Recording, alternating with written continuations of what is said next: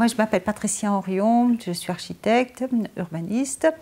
Je travaille déjà depuis 30 ans en cabinet. On a créé notre cabinet avec Christian. Christian François, je suis architecte. On travaille ensemble, effectivement, dans le cabinet qu'on a fondé.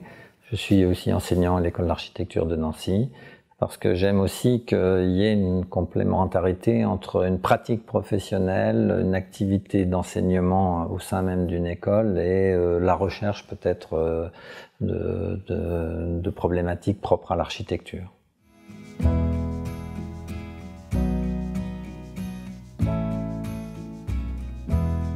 La maison hospitalière Saint-Charles, c'est un ensemble de bâtiments qui forment maintenant un îlot et qui s'échelonne sur une construction sur plusieurs siècles.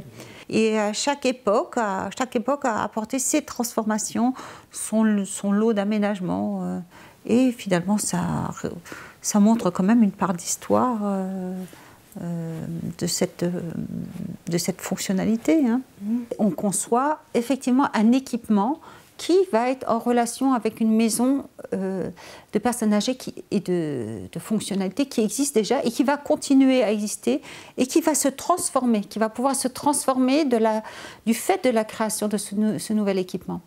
Bien sûr, ça induit des relations fonctionnelles très étroites qui vont être maintenues par le biais de passerelles, qui est visible par le biais d'une entrée tout à fait en face de l'autre, mais également de choses invisibles, de relations au niveau des fluides, hein, des relations souterraines, toute une complexité technique que l'on ne voit pas, mais qui met en relation bien deux bâtiments. Le bâtiment est situé au cœur même de Nancy, dans un nouveau quartier, qui est un écoquartier, c'est-à-dire qu'il va développer des qualités environnementales qualitatives très importantes.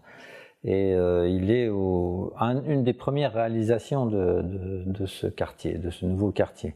Et en plein dans le centre-ville, sous-entend aussi cette localisation, justement tout un rapport à l'histoire et tout un rapport à l'urbanité, à la dimension urbaine du projet. Et j'aime bien rappeler que dans le mot urbain, c'est aussi une dimension humaine qui est sous-entendue, puisqu'on dit d'ailleurs de quelqu'un qu'il peut être urbain, ça sous-entend qu'il a une capacité à entrer en rapport avec les autres. Et je crois que c'est très très adapté à ce programme.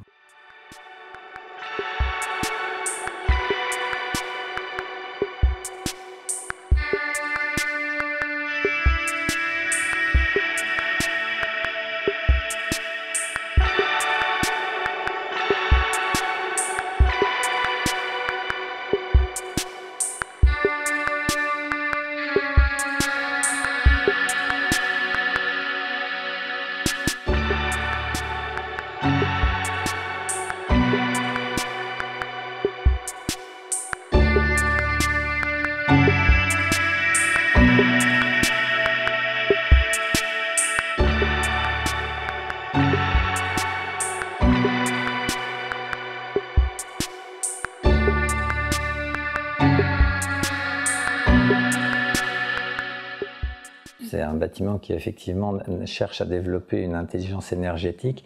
Alors notamment, on a un procédé innovant qu'on avait déjà expérimenté, mais pas avec une telle performance énergétique. Ce sont des murs préfabriqués en béton, porteurs, en double pot, librement dilatables, c'est-à-dire sont des couches de béton porteur, un isolant et un béton de parement clair, qui est en accord avec le contexte urbain.